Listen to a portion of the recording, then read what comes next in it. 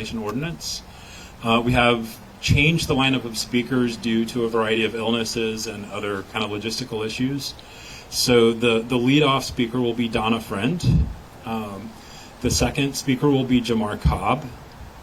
The third speaker will be Shaquana Mack. And then Jackie Turnwald will speak, and I'll wrap things up. So I'll turn things over to Donna Friend now. Do you need me to use this, or are you okay with that? I think ABC has it, so I'll hold this. Okay, just in case. All right. Good evening. My name is Donna Friend. I'm a resident of Holly Springs. Sadly, I'm here once again to speak out about the Holly Springs Non-Discrimination Ordinance and their lack of adoption of the Non-Discrimination Ordinance. Like many of you this evening here, I spent the weekend participating in some wonderful events in Holly Springs celebrating the life and legacy of Dr. Martin Luther King. As I participated in each event, the words of Dr. King resonated with me and gave me a renewed hope and passion to continue to shine a light on inequality. Many of the participants shared their incredible stories for the struggle that they experienced for equality, and it drove home the point that we still have a long way to go. This year, we'll celebrate Dr. King's 60th anniversary of the I Have a Dream speech and the March on Washington, which inspired a nation. In the past 7 months, we've repeatedly asked Mayor Majewski and the Town Council to adopt the Wake County Non-Discrimination Ordinance. As I saw the mayor participate in some of the same events I did this weekend, I had hoped he would see this, the real reason why this ordinance is so critical for so many of the residents in Holly Springs. On July 19th, almost 6 months to the day, we held a press conference where I gave an update on my conversation with the mayor. Sadly, we're no further along. To date, our only support for the NDO has been from Councilman Wolf. We truly appreciate his incredible efforts to work with the members of the Town Council to approve the NDO. The mayor and Town Council have been clear in their message, and I'm going to read this so I don't screw it up. Number one, the mayor believes that Holly Springs is an inclusive community that values diversity and inclusivity, and their actions speak louder than the NDO. I believe the council's actions are crystal clear in their reluctance to protect all its citizens. Number two, we are told the NDO is just a piece of paper, and Holly Springs does not need a piece of paper to protect its citizens. My answer to that is our U.S. Constitution is just a piece of paper. Third, they believe the NDO is no teeth. Again, my response to that is, if you don't believe it's good enough, then why not work to make it better? So I asked the mayor and the town council to consider how it looks when Holly Springs is one of 3 towns that refuse to sign the NDO. Does it really make our town look inclusive and diverse? Will members of the disenfranchised community want to live, work, eat, shop, and play in a town that will not take a stand on discrimination? And in the words of Dr. King, we may all come on here on different ships, but we're all in the same boat now, so it's time to sign the NDO. Can we just get your spelling of your name, please? The last name is Friend, F-R-I-E-N-D. First name is Donna, D-O-N-N-A. Are you a member of a specific organization or a resident? Just a resident. Thank you. Thank you. All right, so I am Pastor Jamar Cobb. I pastor Oak Grove Baptist Church in Apex. However, I am also elated to state that I am from the grassroots of Holly Springs. So our family has been in this community for over 60 years. Why am I here today? We're not here to cause a temper tantrum. We're not here to attempt to sway anyone's opinion, but we're here to appeal to our governing board for our town that there's a lot of our citizens, for lack of a better term or phrase, that feel excluded from our community. And as I think about Holly Springs, 35 years ago, Holly Springs for many was just a dot on a map, sandwiched in between Fuquay and Apex. A lot of people did not know it existed. If you were here 35 years ago, we had dirt roads. We did not have a grocery store. We had a caution light. There used to also be a train we had actually train tracks that came through Holly Springs. And now, kind of fast forward to where we are now, while glimpsing at the past, the question is, now that we have this great infrastructure, we have the Cultural Arts Center, we have the bypass, we have the expansion to 540, and this huge corridor that is taking place even now that will allow for a lot of our roads to be widened and things of that nature. we've grown from that less than 1,000 residents to over 46,000 and counting. Change is good. Change represents that something is growing, or growth rather, it represents that something is growing. What I'm saying is our town has grown. We've got a lot of developers. We've got a lot of residents. We have a lot of business owners. We have a lot of small business owners. We've got more walks of life that have come and they found their home here in Holly Springs. But with the growth has presented challenges. And when we find ourselves presented with challenges, we cannot act as if they don't exist. We cannot turn our back as if it does not matter, even if it does not pertain to us, personally. But we must rise up. We must be strategic, do our research, and make sure that we're meeting those challenges. And what we're saying to the town council today is there's a challenge that's placed before. The non-discrimination ordinance has been presented by Wake County and has been adopted by many towns. And if we believe that it does not have enough teeth, it does not have enough verbiage, then we're asking that our town would come together as one and adopt its own ordinance so that we will be inclusive. We don't want to grow, and unfortunately with the growth, another challenge that has been presented is some of our residents that has called this town home no longer feel welcome in their restaurants or in the grocery stores. And so what we're asking for is to look beyond a piece of paper, look beyond something that we may see on a wall. But let's look at the matter of the heart. There's only one race, and that's the human race. And so what we're calling for is to not look at the color of a person, not look at how you choose to live in your home, not looking at how a person is dressed, but look at what makes us common. We all have hearts that beat. We all have blood that flows through our veins, and so we have more in common than we have that is not. And so we're calling for our town council, our mayor. Let's come together. Let's adopt an ordinance that makes all of our residents, our seniors, our minorities, the black community, the Asian community, the Islamic community, the LGBTQ community. Let everyone, all walks of life, feel as if Holly Springs is one.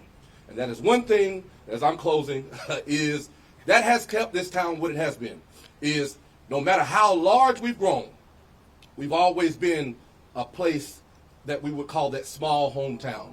So let's keep that if we can. And we call upon our mayor and our town council leaders to stand up. Let's not ignore it. We're not going to adopt the Wake County ordinance, non-discrimination ordinance. Let's create our own, and let's make each resident feel like they're included and no one excluded. Thank you for your time.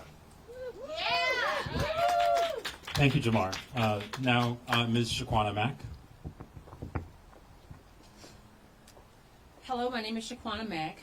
I came before the Town Council on December 6th to share my family's experience with Pine Springs Preparatory Academy, and tonight I'm here to provide you with an update. During Career Week, when students were asked to dress up as their future profession, our daughter and 2 other black students were approached and threatened individually by a white student when he disclosed that he was Jeffrey Dahmer and he kills black people. In today's racial climate, we believe that this student is capable of acting as Jeffrey Dahmer and targeting black students in the same way. This incident happened on a Wednesday, was reported on Thursday morning. The school was closed on Friday, and by the end of day on Monday, the school said they conducted a full investigation, which did not render the threat to be credible. At the same time, we learned that the parents of the other students had never been made aware of the incident, and with the information, we were unsatisfied with the school's inaction and filed a grievance. On January 1st, we had a grievance hearing. It was there that one of the grievance committee members referred to the North Carolina Department of Juvenile Delinquents Prevention, which defines schools violence as any behavior that violates the school's educational mission or jeopardizes the intent of the school to be free of aggression against persons, property, disruptions, and disorder. In our grievance hearing, Mr. Friend stated that Pine Springs Prep uses the North Carolina Resource Guide on Safer Schools to inform school policies. During our hearing, it was confirmed that according to the North Carolina Resource Guide on Safer Schools, violence is often planned rather than impulsive, and a formal threat assessment should be conducted. The threat assessment team should include individuals with expertise in education, school administration, mental health, and law enforcement. During our hearing, it was confirmed that Pine Springs did not have a mental health professional during their investigation to evaluate the students' mental health. PSPA was asked if they are nurturing a hostile environment. According to the PSPA handbook, a hostile environment means that the victim subjectively views the conduct as bullying or harassing behavior. Our daughter felt bullied and feels unsafe returning back to Pine Springs. As parents, we feel the school has failed us and our daughter by not upholding their own mission to provide a nurturing environment that will build a foundation for students' success in school, career, and life. In the Pine Springs Preparatory Academy Handbook, discrimination is defined as intentionally treating anyone in an unequal or disparate manner because of that person's inherent or natural personal characteristics, when such treatment causes the victim to suffer adverse educational consequences. This incident has created a hardship for our family in many ways. Our daughter has been out of school since November 10th. We've taken off weeks from work to support her mentally, physically, and emotionally. Our stress level has been at an all-time high, worrying about our daughter's well-being, and no parent should have to experience what we have in the past couple of months. However, with collaboration of dedicated individuals like Chanel Wilkins of Impact Holly Springs, James Baker with the Johnson County NAACP, and Ryan Monteleone, we've become more aware of our rights and options as parents and been assured that in the face of adversity, we are supported.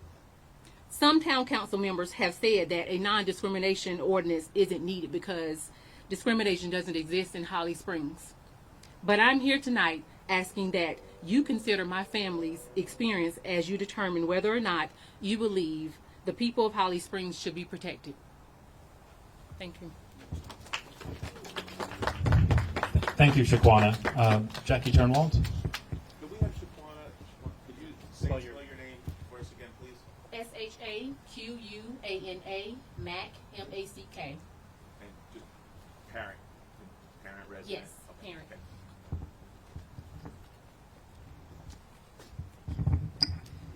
Good evening. My name is Jack Turnwald, and my pronouns are they, them. I'm a trans non-binary resident of Holly Springs and a DEI consultant. Recently, I've been doing some research. Jamar mentioned earlier how important it is to do our research. And as part of my professional development as a diversity, equity, and inclusion consultant, I've been studying the town of Holly Springs. While Holly Springs is often referred to as a safe place, this classification is largely based on violent crime stats. In my conversation with the mayor, I asked if there is any formal data being collected around experiences of discrimination in the town. I asked in part because I kept hearing the town council say, we don't need the NDO, and I wondered what data they were using to support that position. And also because what data we do and don't collect tells a lot about the values of a governing organization. He said he didn't know of any, but he'd look into it. I'm still waiting for the result of that inquiry. Since we don't have quantitative data, we have to turn to qualitative data. Observation, lived experience, social media, community conversations. From these, we learn that Black folks have experienced having the N-word shouted at them on Main Street and in Target, and generally while living in this town. A Black parent shared that after moving here from abroad, their children experienced being called the N-word for the first time in Holly Springs schools. And we've heard many stories from queer and trans folks in the chamber that indicate a lack of psychological and potentially physical safety in their experiences here. Further, recent census data indicates that women in Holly Springs are subject to a wider pay gap than is the global average. Where women typically make 77 cents to the male dollar, in Holly Springs, they earn 58 cents to the male dollar. Glassdoor and Indeed reviews of employment with our town speak of discriminatory behavior toward Black employees, promotion of incompetent individuals, lack of enforcement for standards of success or conduct, lacking ethics in decision making, aggressive behavior toward children, a lack of access to training budgets, little upward mobility, and pay far below the median income for the area. Socioeconomically, the cost of housing in Holly Springs has made the town a gated community without a physical gate. There are significant disparities that exist in this town, and there are ways to begin addressing them. I'm hoping that our town council will begin with the NDO. Thank you, Jack. So, as I mentioned, we had originally planned for Gerald Givens to be our final speaker. I think that what I can do is just sort of summarize the speeches, and I'm very grateful for Jack's research, for their discussion of the pay gap in this town, instances of discrimination. The repeated refrain that we've heard over and over again from the town has been that there's no real evidence of discrimination in Holly Springs, and that therefore the NDO is unnecessary. And I think what we've heard tonight very much proves the opposite, that many of our townspeople and many of the townspeople who've lived in this great town for many, many decades and many generations are experiencing discrimination and are experiencing a sense that Holly Springs no longer feels like home. And so I think a very initial step that the town could do is to listen to its townspeople and pass the NDO. Thank you.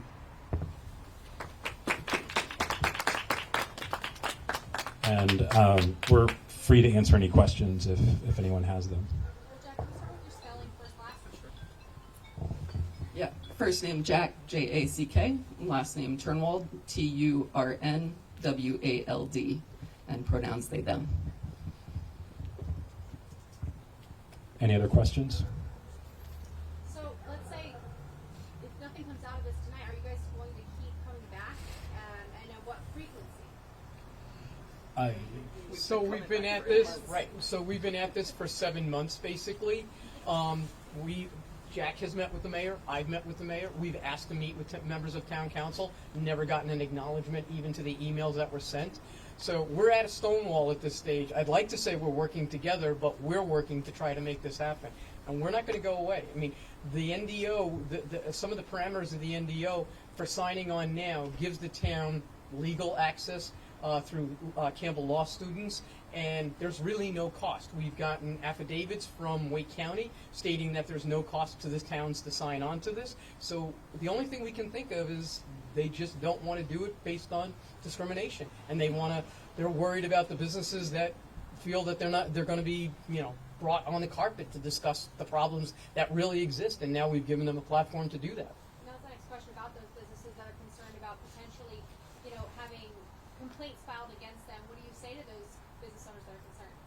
If you're concerned, then you're discriminating, pretty much. I mean, so if that's going to cost you, customers and what have you, when word gets out that this is a practice that you're that you can't adhere to, then that's something that needs to be fixed.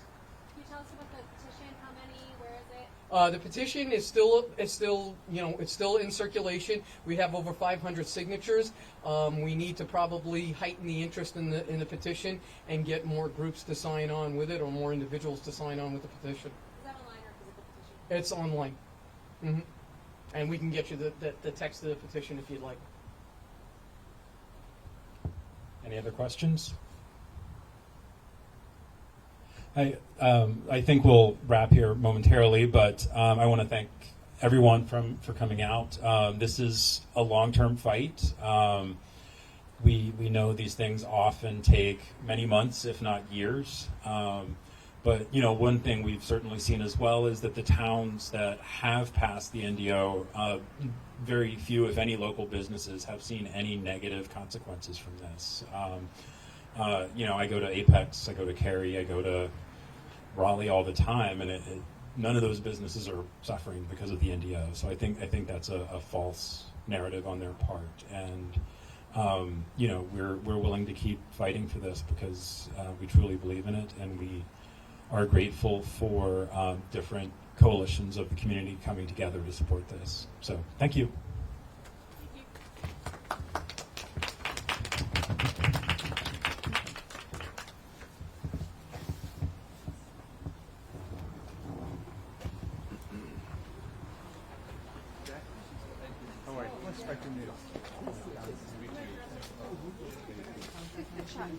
Yes. Email that you were calling for. Yeah. I had a funeral and I got back late yesterday, so it's been a very long couple of days. Thank you for coming. This you? Nope. I didn't worry about that. I just kind of like to say slap it on. Yeah.